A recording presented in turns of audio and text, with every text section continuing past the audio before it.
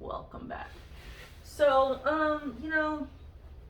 there's a few people that I refrain from talking about because I don't want them to watch this video and then get all butthurt about the things I'm gonna say about them. Ugh. So, let's see, what to talk family wise? Oh, I guess we'll briefly discuss what happened between my mom and my stepdad. Because honestly, I don't even really know what happened. Just, this is why I say it is important to a degree to let your kids know what is happening. If everything is fine and dandy, or if everything's about to go downhill really fast. Because keeping the kids out of the loop leaves a lot of unanswered questions, which leaves a lot of guessing to the kids, or the kids that make up their own solution or their own answer to the question, and that's not good. Because they didn't really tell us until later on that it had nothing to do with us as kids. But we couldn't help but think that because my stepdad only had one kid, Joey, who lived with his mom. And then you marry a lady who has 4 kids. Like, yikes, okay? Like, that's a lot to take on.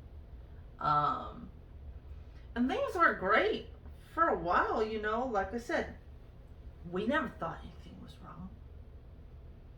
They never fought in front of us. They never. So it came way more of a shock to us than probably to my mom. Like, because she was in it and we were not.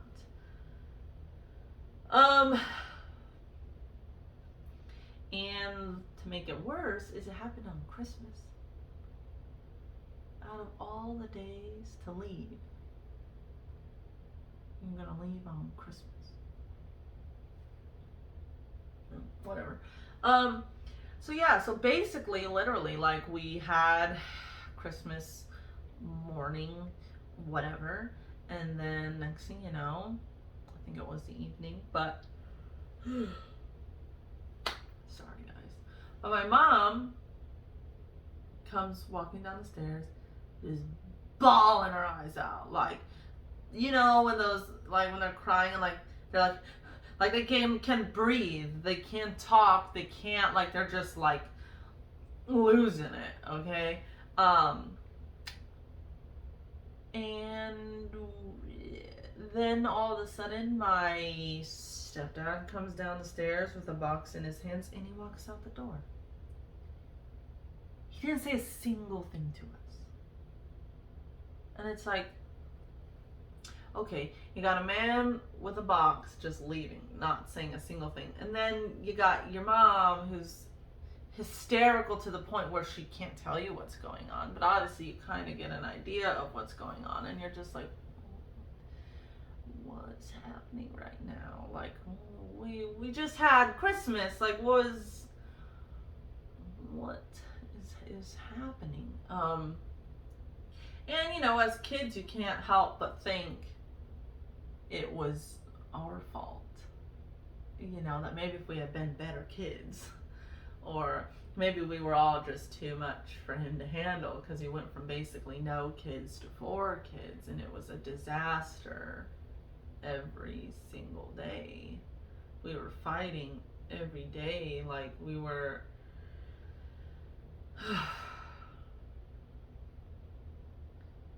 And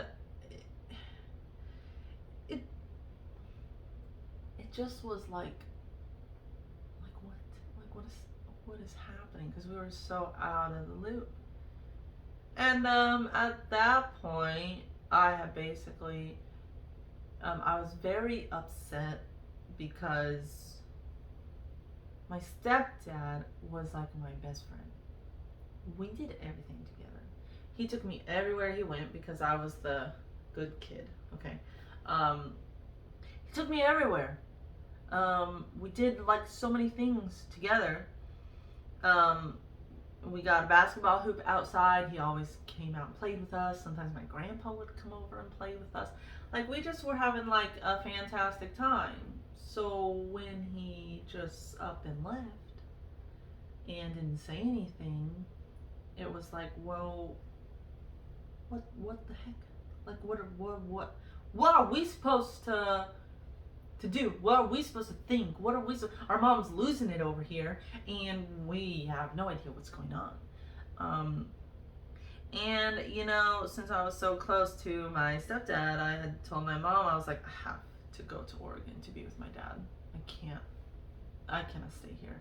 I have to go be with my dad. So I left and I spent freshman year with my dad in Oregon. What bothered me was when I was getting ready to go to Oregon, I get a text message from my stepdad. I don't know how long it had been since I talked to him, but I get a text message out of the blue that was like, how come you didn't tell me you were leaving? You could have said goodbye. And I was like, you didn't say goodbye when you left. Why do I have to say goodbye to you? You just left. What do you care now that I'm going somewhere? I'm going to be with my dad because my stepdad left us. I had to go. How are you going to text me saying, how come you didn't tell me you were leaving when I'm a child who's going to leave to go be with my dad? And you just left us and you didn't say a single thing to us. That hurt when he left, okay? And still to this day, we have not been able to ever have a conversation about it. I don't know if he's afraid to have that conversation. I don't know. Like, when I have come to California, we've tried to link up to have dinner. He's never met my husband. He is now with a new woman. Like, I don't care who you're dating with. Don't bother me. You ain't with my mom. Like, what do I care?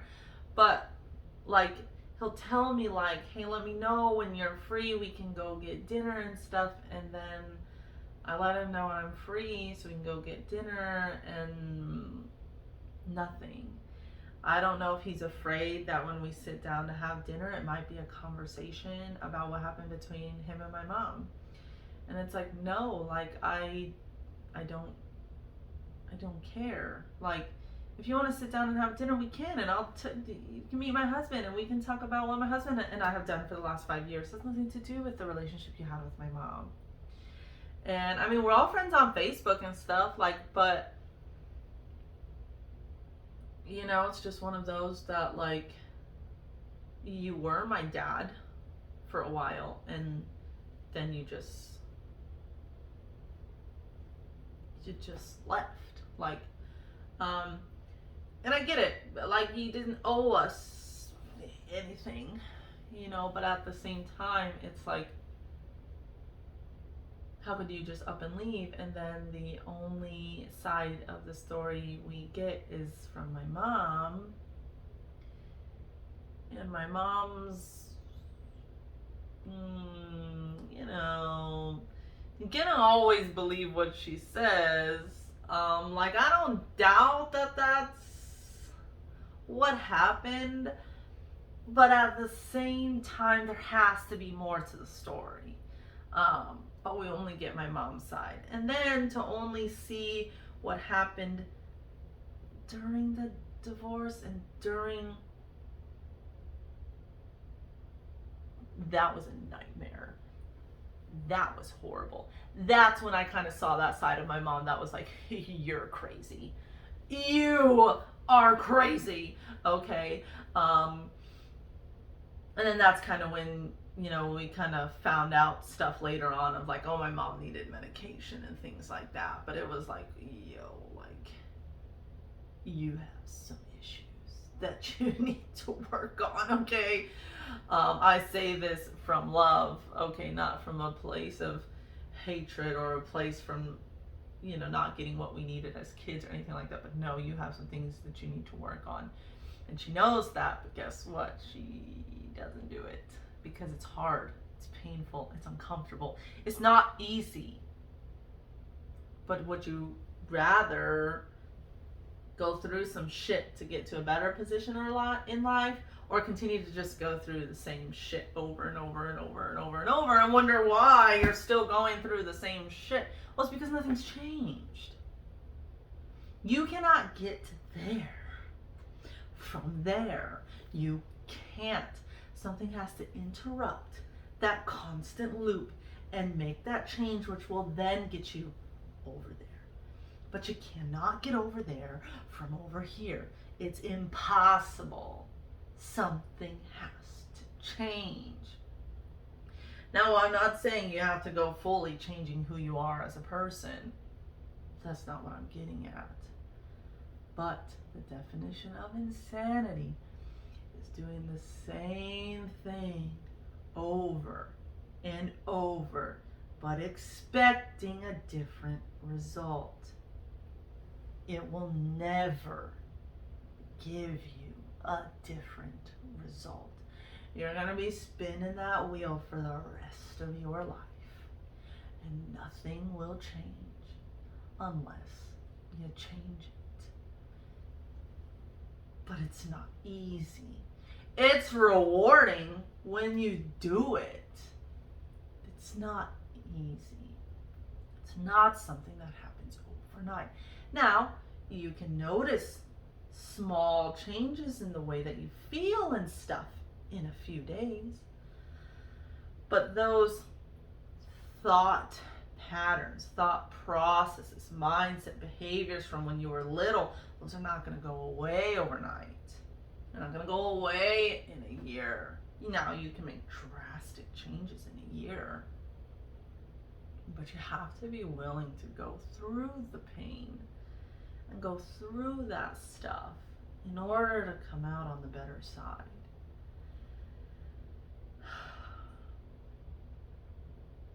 It's just how it is, okay? Now, my dad, I love my dad to death, okay? Absolutely love and adore my dad, even though he did live in a different state growing up. He helped us the best that he could. We still went and saw him summer, Thanksgiving every other year, spring break every other year. Like, we had all that visitation stuff.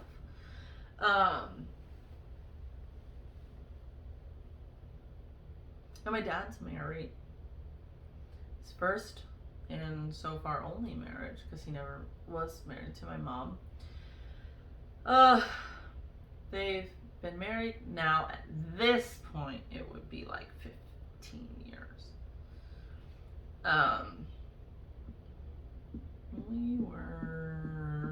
We were like 13, 14. It's in the middle school to early high school. Yeah, it was like middle school. Yeah, like right before high school. And she has 3 kids of her own that are quite a bit older than we are. Brent's got to be in his late 30s to early 40s. Josie, I think, is mid to late 30s, and Kyle's like early 30s or something. So they're all a little, quite a bit older than we are. So none of them like lived with them. They were all already like out on their own and stuff. I don't know a whole lot about her childhood and stuff, but I knew it was not good.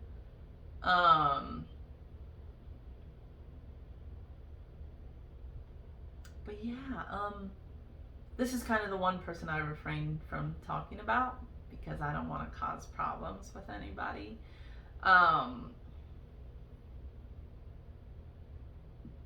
It's kind of like the situation with my sister. It's one of those where you realize that no matter what you do or say, you cannot change anything about this person. So you kind of have to just deal with it. I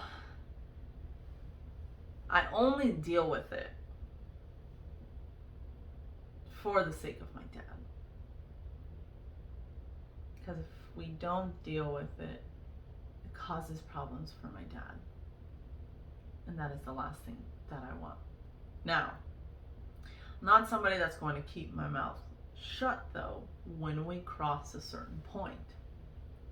I'm very good at knowing now's the time to say something and now's the time to let it go. There have been certain points where I have said something and I will continue to do that. Most of the time, even though I disagree with it, it's not necessarily my place to say anything. But when we cross certain things, I'm going to say something. And like I said, I have. Her and my sister butt heads a lot. And as much as they hate to admit it, it's because they're both very similar.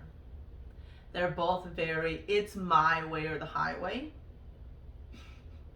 So that's fun. You cannot have two people that are it's my way or the highway and they have different highways. Like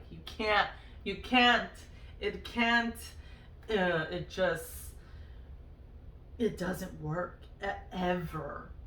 Never ever have they had a good day, moment, hour, when they're both together. It just doesn't work. It doesn't, okay? And no offense, Dad. My dad's a pretty big pushover too. He just kind of would rather not deal with it, so he just doesn't say anything. Again, not until it reaches a certain point. However, my point is probably about here. My dad's point is like up here. Like, so, but the thing is, when you live with somebody who allows you to continue to behave that way without any repercussions, you then think you can behave that way around everybody else and that everybody else is going to be fine with it. No. You got another thing coming if you think that. You cannot think that other people are going to be okay with that kind of behavior. And I get, again, it's not my place to say anything about their marriage or the way that they're raising their grandson. But there's a certain point where things are not acceptable. Especially now because I am an adult and I am not your child. I'm not a child anymore and I am not your child. So the relationship now is different than the relationship we had long ago. I'm not a child anymore. You cannot speak to me that way. You cannot say these things and think that I'm not going to catch on to them because I'm no longer a child. I am an adult now. And I catch on to those things. I hear those things. My dad 90% of the time ignores them. Half the time when she's talking to him, I don't think he's hearing a word she's saying, but to tune it out is not a very good solution either. But what do you do in that kind of situation? When the other person you live with, the person that your dad loves, is the textbook definition of a narcissist. And it's funny because she'll never realize that because narcissists don't think that they are narcissists. But yeah. And I'm not sorry, okay? I could have said a lot worse than that, okay? But we're just gonna leave it at that. It's just a lot of the times it's just unpleasant encounters. It's unpleasant times. It's not fun to be around.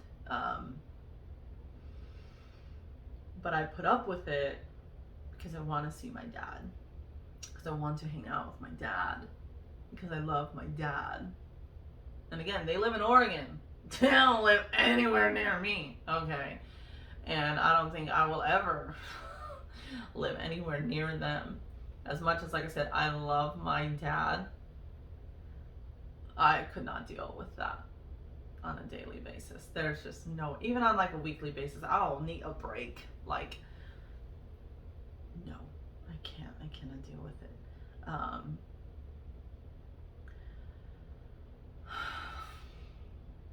But there's that, and these are things that again we will discuss a bit more as time goes on, as this series goes on. But for now, this is where I'm going to end it for today.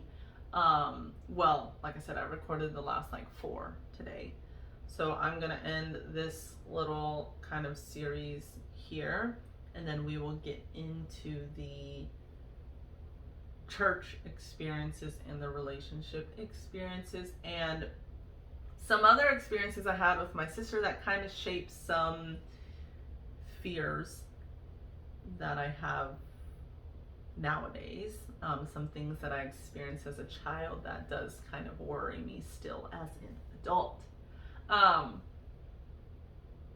So we'll talk about fears and things like that as well, and how to help yourself kind of overcome those fears. And just so you guys know, the reason why I kept moving my head is like, for some reason, when it's like here, it kind of makes it look like that my hair is like here from the picture in the back, and it's driving me nuts. I'm like, why does it look like, it's weird. Okay, you guys, my head is like shaved back here. There's no like weird little like mullet back here. Okay, it just this whole time I was recording this video, I was like, why does it look like that? Like, but anyways, time to go let the dogs out.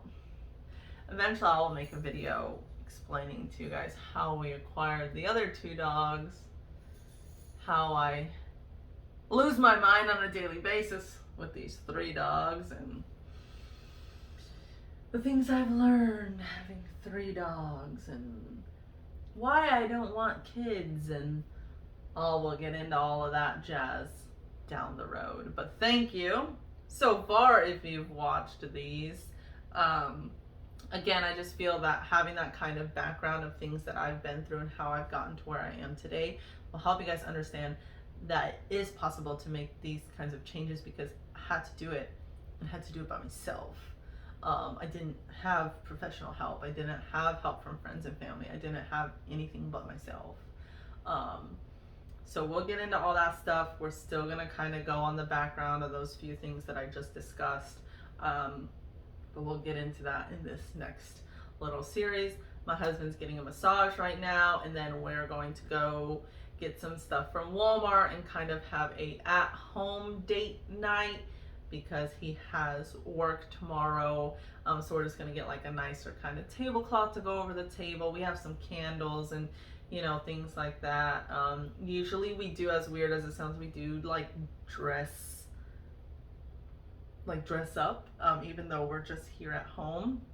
But it kind of helps add to the experience of that like at home date night. So for those of you that are on a budget, that is an option. Sometimes we have wine. We have a very nice dinner. Like one time I cooked like lobster and shrimp and stuff, like lobster tails and stuff for us. Some other times it was just something we like picked up that was fancier and we had. So it's like you can get a little creative with that, But yeah, so I'm gonna go get ready to do all that stuff, and I will see you guys in the next video. Actually, super quick, since Peanut, well, her name is Stacy, but I call her Peanut. Since she decided to come into the room, I figured I would show you her really quick. She just got back from the groomer today. So normally, like, her hair's really long and curly, like a Yorkie or like a little Maltese. That's why I never thought that she was a Shih Tzu. But Stacy, look at the camera. This is Stacy. Super brief. She's weird. She is so weird. I have never met a dog that has been so strange.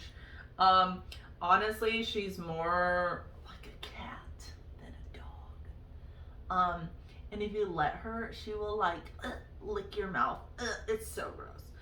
Sometimes I don't let her, but she's like sitting just like this, and then I'll be talking, and she'll like jump in and try to lick my mouth. It's so gross, and she just does weird little things that I've never seen another dog do, and like she's just really weird, and she's cold probably because they cut off all her hair today.